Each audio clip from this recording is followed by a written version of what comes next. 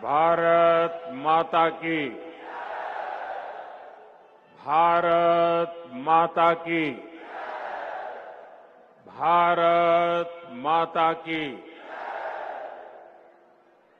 सारे डुग्गर देश दे लोगों की मेरा नमस्कार। जोर कन्ने बोलो, जोर कन्ने बोलो, जोर कन्ने बोलो, जोर से बोलो, सारे बोलो। मैं उधमपुर पिछले कई दशकों से आ रहा हूं। शायद कश्मीर में मेरा आना जाना, जम्मू कश्मीर की धरती पर आना जाना पिछले 5 दशक से लगातार चल रहा है। मुझे याद है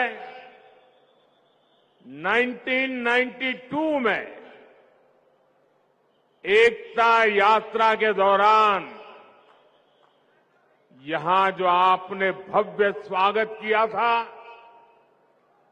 जो सम्मान किया था, एक प्रकार से पूरा क्षेत्र रोड पर आ गया था। और आप भी जानते हैं, तब हमारा मिशन कश्मीर के लाल चौक पर तिरंगा फहराने का था। तब यहां माताओं बहनों ने बहुत आशीर्वाद दिया था। 2014 में माता वैष्णो देवी के दर्शन करके आया था और इसी मैदान पर मैंने आपको गारंटी दी थी कि जम्मू कश्मीर की अनेक पीढ़ियों ने जो कुछ सहा है उसे मुक्ति दिलाऊंगा।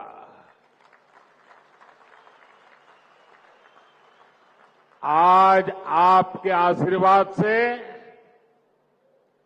मोदी ने वो गारंटी पूरी कर दी है।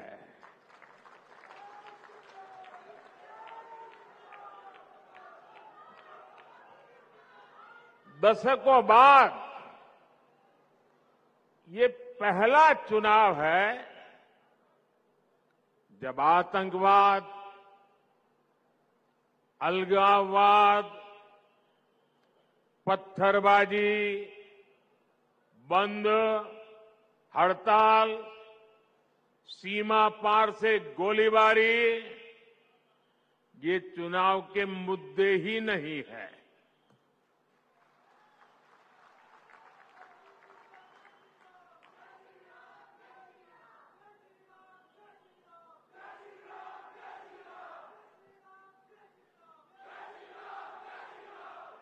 तब माता वैष्णो देवी यात्रा हो या अमरनाथ यात्रा, ये सुरक्षित तरीके से कैसे हो, इसको लेकर ही चिंताएं होती थी। अगर एक दिन शांति से गया तो अखबार में बड़ी खबर बन जाती थी। आज स्थिति एकदम बदल गई है। आज जम्मू कश्मीर में विकास भी हो रहा है और विश्वास भी बढ़ रहा है। इसलिए आज जम्मू और कश्मीर के चप्पे चप्पे में भी एक ही गूंज सुनाई दे रही है। फिर एक बार, फिर एक बार, फिर एक बार, भाइयों और बहनों, ये चुनाव सिर्फ सांसद चुनने भर का नहीं है। बल्कि ये देश में एक मजबूत सरकार बनाने का चुनाव है। और सरकार जब मजबूत होती है तो जमीन पर चुनौतियों के बीच भी चुनौतियों को चुनौती देते हुए काम करके दिखाती है। दिखता है कि नहीं दिखता है? दिखता है कि नहीं दिखता है? यहां जो पुराने लोग हैं उनको 10 साल पहले का मेरा भाषण याद होगा। यही मैंने आपसे कहा था कि आप मुझ पे भरोसा कीजिए।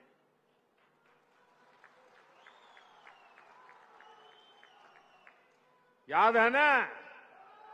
मैंने कहा था आप मुझ पे भरोसा कीजिए, मैं 60 वर्षों की समस्याओं का समाधान करके दिखाऊंगा।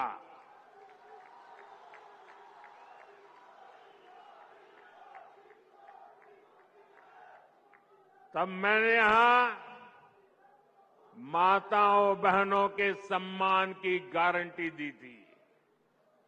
गरीब को 2 वक्त के खाने की चिंता न करनी पड़े, इसकी गारंटी दी थी।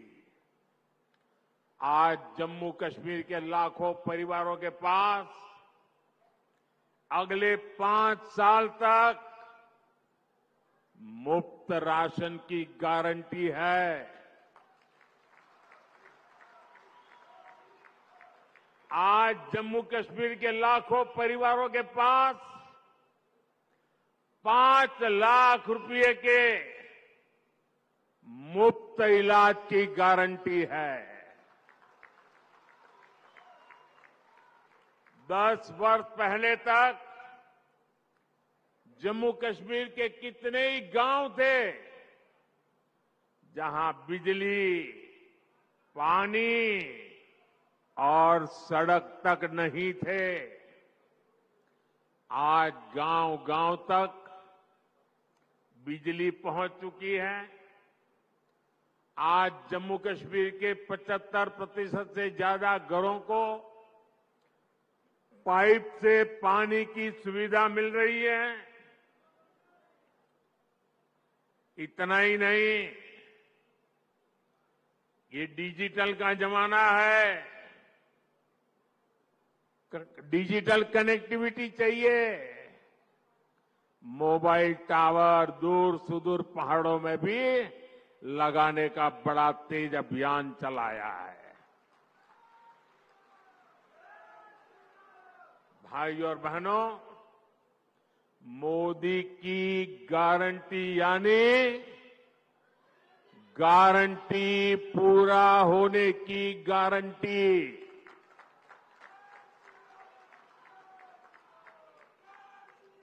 आप याद कीजिए, कांग्रेस की कमजोर सरकारों ने शाहपुर कंडी डैम को कैसे दशकों तक लटकाए रखा। जम्मू के किसानों के खेत सूखे थे, गांव अंधेरे में थे, लेकिन हमारे हक का रावी का पानी पाकिस्तान जा रहा था। मोदी ने किसानों को गारंटी दी थी और इसे भी पूरा करके दिखाया है। इससे कठुआ और सांबा के हजारों किसानों को फायदा हुआ है। यही नहीं, इस डैम से जो बिजली पैदा होगी वो जम्मू कश्मीर के घरों को रोशन करेंगे।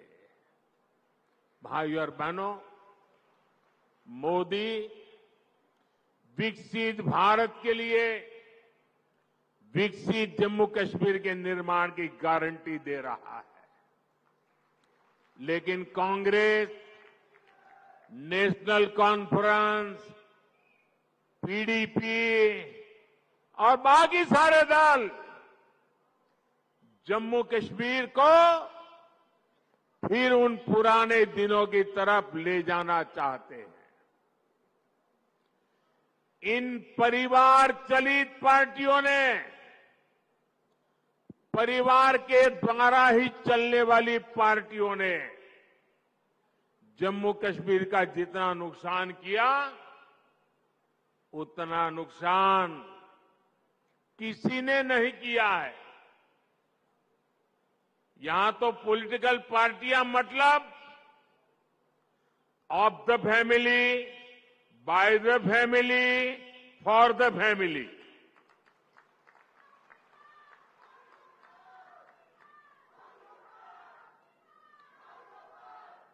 सत्ता के लिए इन्होंने जम्मू कश्मीर में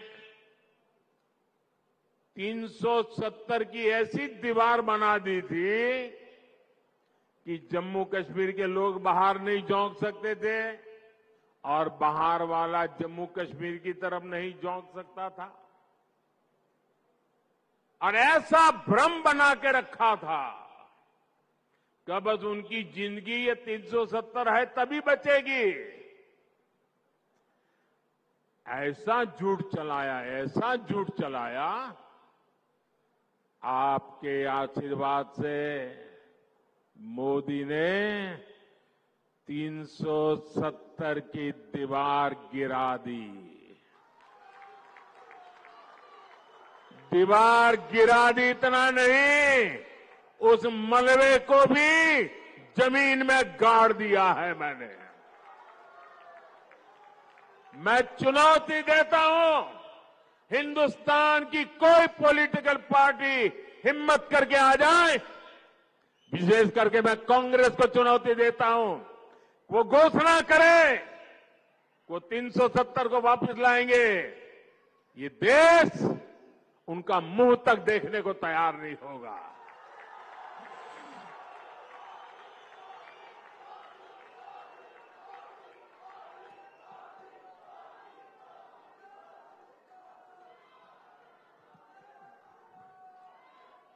ये कैसे कैसे भ्रम फैलाते हैं, कैसे कैसे लोगों को डरा के रखते हैं।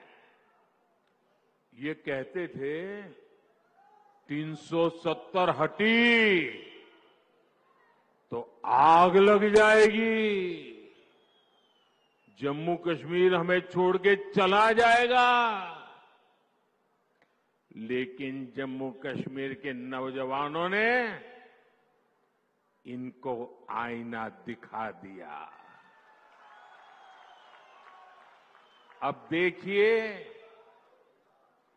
जब यहां उनकी नहीं चली, जम्मू कश्मीर के लोग उनकी असलियत को जान गए। अब जम्मू कश्मीर में उनके झूठे वादे, भ्रम की मायाजाल नहीं चल पा रही है, तो ये लोग अब जम्मू कश्मीर के बाहर देश के लोगों के बीच भ्रम फैलाने का खेल खेल रहे हैं। ये कहते हैं कि 370 के हटने से देश को कोई लाभ नहीं हुआ।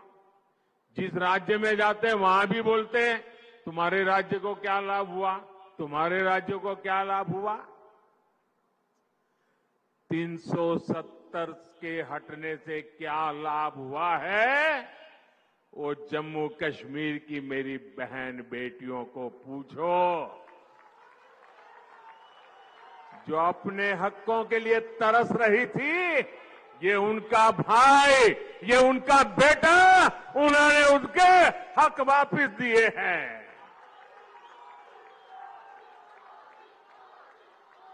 जरा कांग्रेस के लोगों, जरा देश भर के दलित नेताओं से मैं कहना चाहता हूं, यहां के हमारे दलित भाई बहन, हमारे वाल्मीकि भाई बहन देश आजाद हुए तब से परेशानी झेल रहे थे।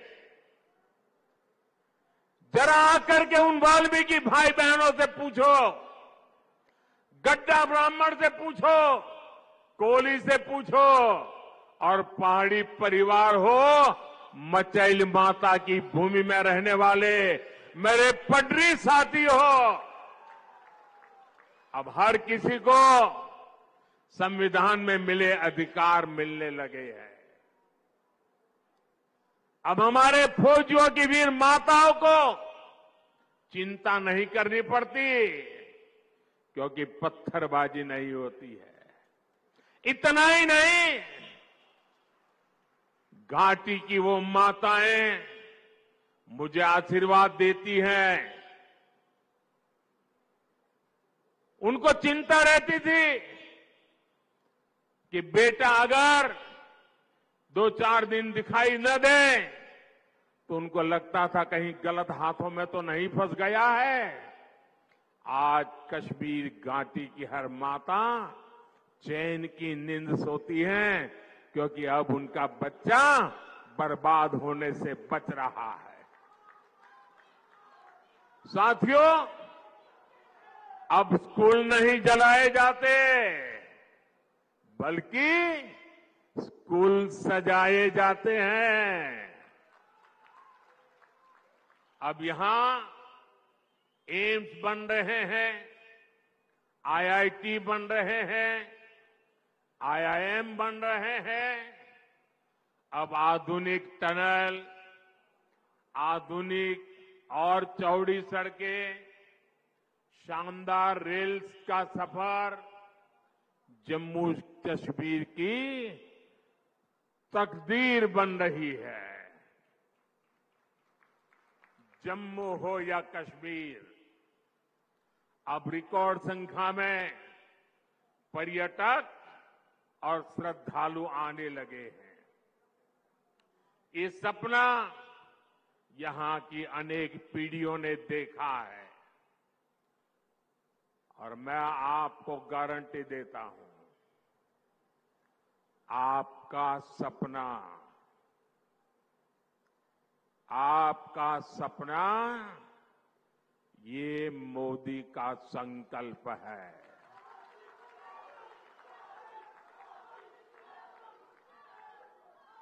आपके सपनों को पूरा करने के लिए हर पल आपके नाम, आपके सपनों को पूरा करने के लिए हर पल देश के नाम, विकसित भारत का सपना पूरा करने के लिए 24/7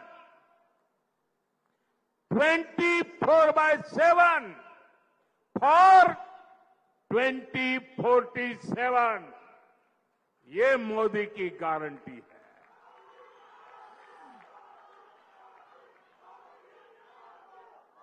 दस सालों में हमने आतंकवादियों और भ्रष्टाचारियों पर घेरा बहुत ही कसा है। अब आने वाले 5 सालों में इस क्षेत्र को विकास की नई ऊंचाई पर ले जाना है। साथियों, 10 साल के अंदर अंदर जम्मू कश्मीर पूरी तरह से बदल चुका है। सड़क, बिजली, पानी, यात्रा, प्रवास वो तो है, सबसे बड़ी बात है जम्मू कश्मीर का मन बदला है। निराशा में से आशा की ओर बढ़े हैं। जीवन पूरी तरह विश्वास से भरा हुआ है। इतना विकास यहां हुआ है, चारों तरफ विकास हो रहा है। लोग कहेंगे मोदी जी अरे इतना कर लिया, आप चिंता मत कीजिए, हम आपके साथ हैं।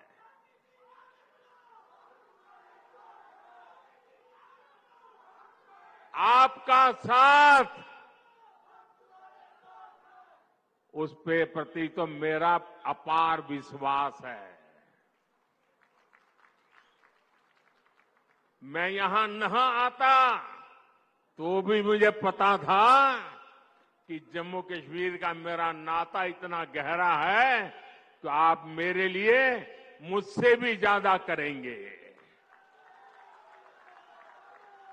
लेकिन मैं तो आया हूं मां वैष्णो देवी के चरणों में बैठे हुए आप लोगों के भी दर्शन करने के लिए। मां वैष्णो देवी की छत्र छाया में जीने वाले भी मेरे लिए दर्शन के योग्य होते हैं। और जब आप लोग कहते हैं इतना कर लिया, इतना हो गया, इतना हो गया, हम वो इतने ज्यादा क्या कर सकते हैं? मेरे जम्मू कश्मीर के भाई बहन, आपने पहले इतने बुरे दिन देखे हैं कि आपको ये सब बहुत लग रहा है, बहुत अच्छा लग रहा है, विकास जैसा लग रहा है। लेकिन जो मोदी है ना, वो तो बहुत बड़ा सोचता है। ये मोदी दूर का सोचता है और इसलिए अब तक जो हुआ है वो तो ट्रेलर है, ट्रेलर। मुझे तो नए जम्मू कश्मीर की नई और शानदार तस्वीर बनाने के लिए जुट जाना है। वो समय दूर नहीं जब जम्मू कश्मीर में भी विधानसभा के चुनाव होंगे। जम्मू कश्मीर को वापस राज्य का दर्जा मिलेगा।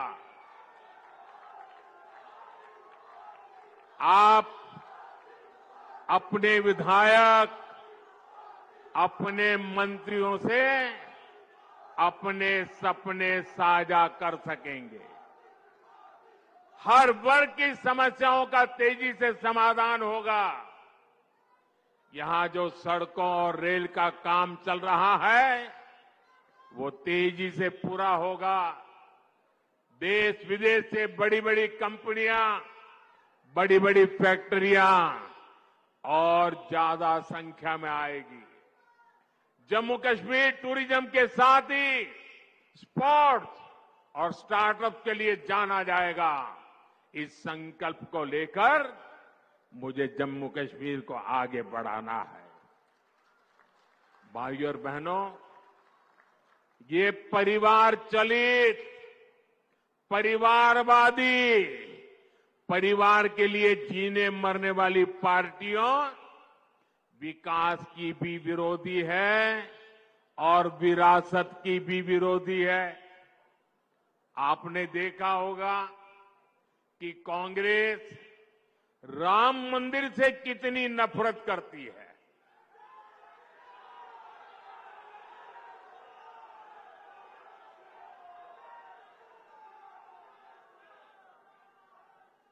कांग्रेस और उनकी पूरी इकोसिस्टम अगर कहीं मुंह से राम मंदिर भी निकल गया तो चिल्लाने लग जाती है, रात दिन चिल्लाती है कि राम मंदिर बीजेपी के लिए चुनावी मुद्दा है। राम मंदिर न कभी चुनाव का मुद्दा था, न चुनाव का मुद्दा है और न ही कभी चुनाव का मुद्दा बनेगा। अरे राम मंदिर का संघर्ष तो तब से हो रहा था जब भाजपा का जन्म भी नहीं हुआ था। राम मंदिर का संघर्ष तो तब से हो रहा था जब यहां अंग्रेज सल्तनत भी नहीं आई थी। राम मंदिर का संघर्ष 500 साल पुराना है, जब कोई चुनाव का नामो निशान नहीं था। जब विदेशी आक्रांताओं ने हमारे मंदिर तोड़े, तो भारत के लोगों ने अपने धर्म स्थलों को बचाने की लड़ाई लड़ी थी। वर्षों तक लोगों ने अपनी ही आस्था के लिए क्या क्या नहीं झेला।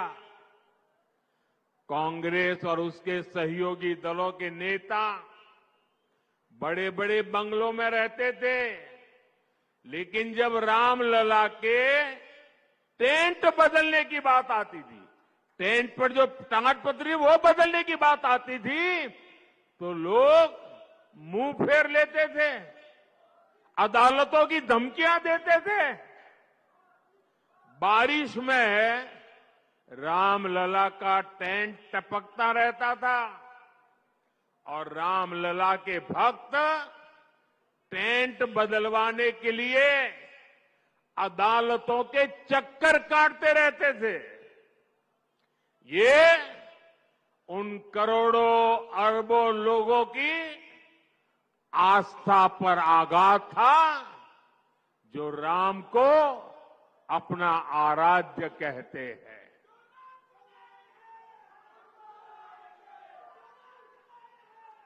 और हमने इन्हीं लोगों से कहा कि एक दिन आएगा जब रामलला भव्य मंदिर में विराजेंगे।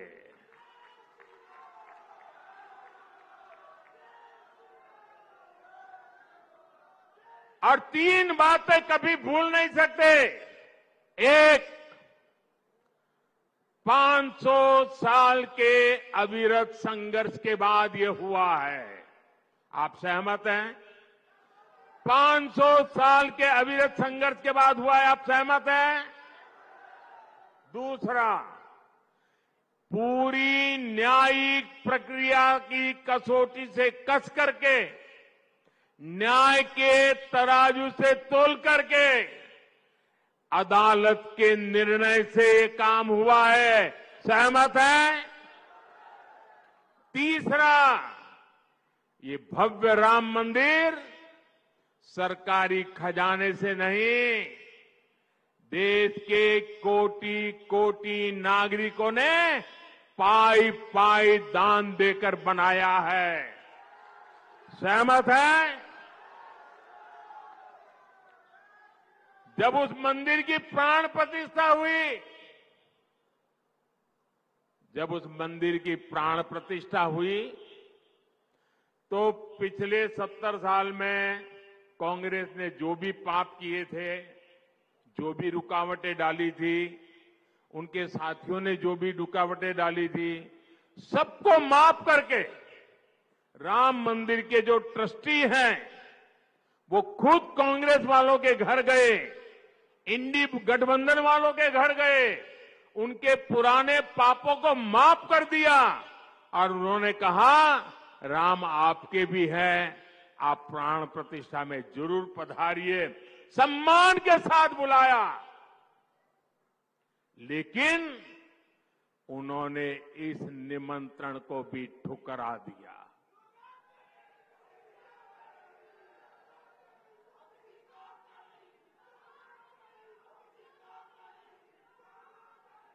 कोई बताए वो कौन सा चुनावी कारनामा था जिसके दबाव में आपने राम मंदिर के प्राण प्रतिष्ठा के निमंत्रण को ठुकरा दिया? वो कौन सी चुनावी खेल था कि आपने प्राण प्रतिष्ठा के पवित्र कार्य को ठुकरा दिया? ये कांग्रेस वाले, इंडी गठबंधन वाले, जो इसे चुनाव का मुद्दा कहते हैं, उनके लिए चुनावी मुद्दा था, देश के लिए ये श्रद्धा का मुद्दा था, ये धैर्य की विजय का मुद्दा था, ये आस्था और विश्वास का मुद्दा था, ये 500 वर्ष की तपस्या का मुद्दा था। मैं कांग्रेस से पूछना चाहता हूं, आपने अपनी सरकार के समय दिन रात जब इसका विरोध किया तब 21 चुनाव का मुद्दे के तहत आप कर रहे थे। लेकिन आप राम भक्तों की आस्था देखिए, मंदिर बना तो ये लोग इंडी गठबंधन वालों के घर प्राण प्रतिष्ठा का आमंत्रण देने के लिए खुद गए। जिस क्षण के लिए करोड़ों करोड़ों देशवासी ने इंतजार कर रहे थे, आप बुलाने पर उसकी तरफ देखने नहीं गए। पूरी दुनिया के राम भक्तों ने आपके इस अहंकार को देखा है, आपकी चुनावी मंशा को देखा है। ये चुनावी मंशा थी कि आपने प्राण प्रतिष्ठा का निमंत्रण ठुकरा दिया। आपके लिए चुनाव का खेल है। एक किस तरह की तुष्टीकरण की राजनीति थी। भगवान राम को काल्पनिक कहकर कांग्रेस किस वोट बैंक को खुश करना चाहती थी। साथियों, कांग्रेस और इंडी गठबंधन के लोगों को देश के ज्यादातर लोगों की भावनाओं की कोई परवाह नहीं है। इन्हें लोगों की भावनाओं से खिलवाड़ करने में मजा आता है। ये लोग सावन में एक सजायाफ्ता जो सजा कोर्ट ने जिसको सजा की है, जो जमानत पर है, ऐसे एक मुजरिम के घर जाके सावन के महीने में मटन बनाने का मौज ले रहे हैं। इतना ही नहीं, उसका वीडियो बना करके देश के लोगों को चिढ़ाने का काम करते हैं। कानून किसी को भी कुछ भी खाने से नहीं रोकता है और न ही मोदी रोकता है। सभी को स्वतंत्रता है कि जब मन करे वेज खाए या नॉन वेज खाए। लेकिन इन लोगों की मंशा दूसरी होती है।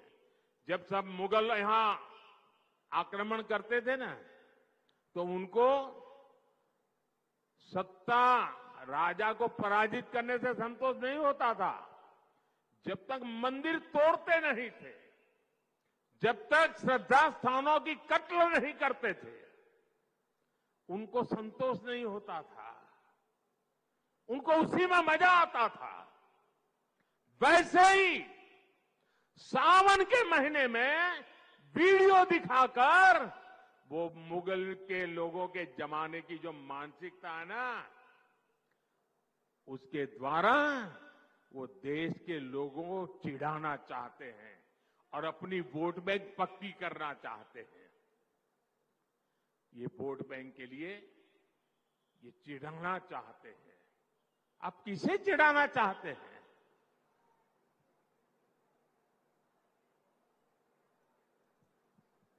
नवरात्र के दिनों में अपना नॉनवेज खाना, आप किस मंशा से वीडियो दिखा दिखा करके लोगों की भावनाओं को चोट पहुंचा करके किसको खुश करने का खेल कर रहे हो?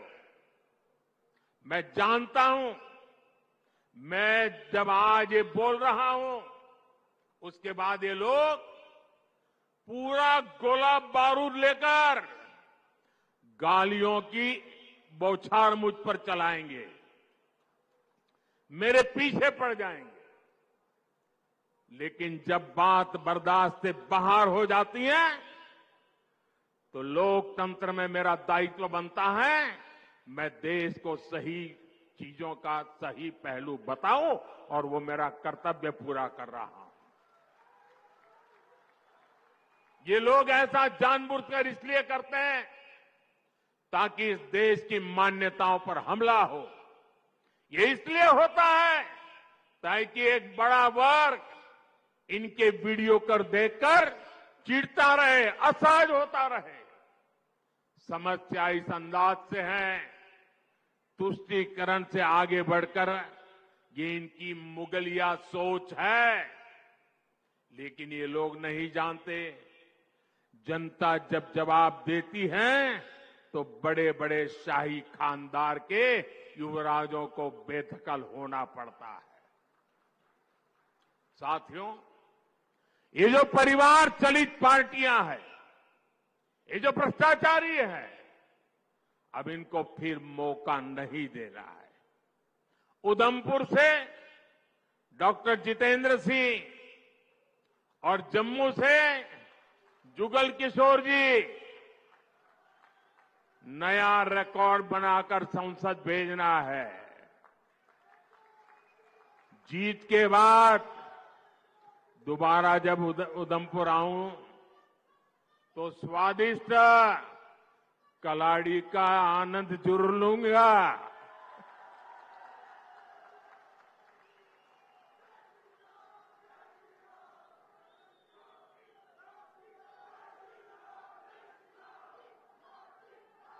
मेरा एक काम करोगे, माता वैष्णो देवी को, वहां मैं जा नहीं पा रहा हूं यहां इतना निकट आकर के, तो माता वैष्णो देवी की क्षमा मांगिए और मेरी तरफ से मत्था टेकिए। टेकोगे? दूसरा एक काम करोगे, एक और काम करोगे, मेरा एक काम और करोगे, जरा उधर से आवाज आए, काम करोगे, इधर से आवाज आए करोगे, पीछे से आवाज आए करोगे, पक्का करोगे? देखिए, आप घर घर जाना है और घर घर जाके कहना, मोदी जी उधमपुर आए थे, मोदी जी ने आपको प्रणाम कहा है, राम राम कहा है, जय माता दी कहा है। कहोगे? मेरे साथ बोलिए, भारत माता की, भारत माता की, भारत माता की। बहुत बहुत धन्यवाद।